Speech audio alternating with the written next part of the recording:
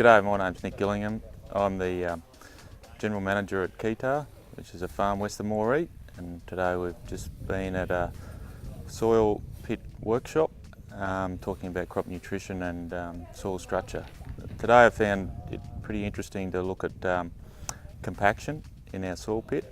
We had a bit of a ripping trial where a picker's been through and compacted the soil, and the influence of a mechanical ripping to using cereal crops to avoid to probably try and fix compaction.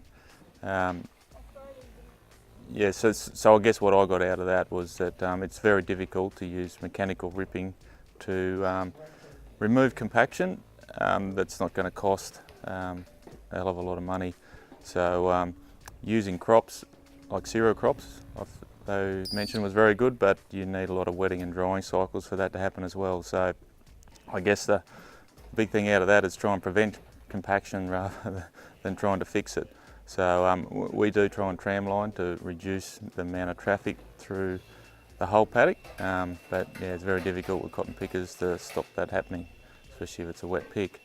Also, there was some new work discussed about phosphorus and potassium and how we may be mining some of that from depth below 10 centimetres, and the issues around trying to get potassium and phosphorus down to those depths and not being on a band, because cotton doesn't like it on a band. Okay for the cereal crops, but not very useful for cotton and even legume crops, and sounds like it was going to be a real challenge.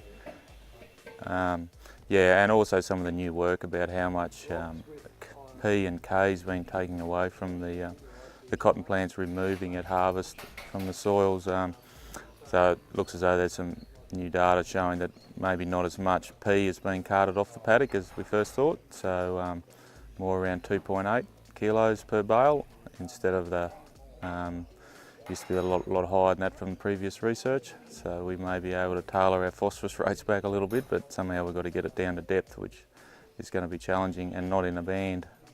Other things we discussed was liquids and foliar applications of fertilisers in a wheat crop, and found that very interesting about most of our soils only really micronutrients that we've probably got concerns of most of the time is zinc, and how we can probably just need to use a bit of starter fertiliser or use zinc sulphate at a kilo to, which is probably adequate enough zinc for us. So that was probably the sum up of the day, and also some work from Precision Ag from PCT, zoning fields, and we definitely probably need to look more at using EM surveys when we get a wet profile on our dryland country to understand our variability through our soils and maybe manage them a little bit differently as we start to move into more variable fertiliser rates. Anyway, I think that's probably the main things I got out of today.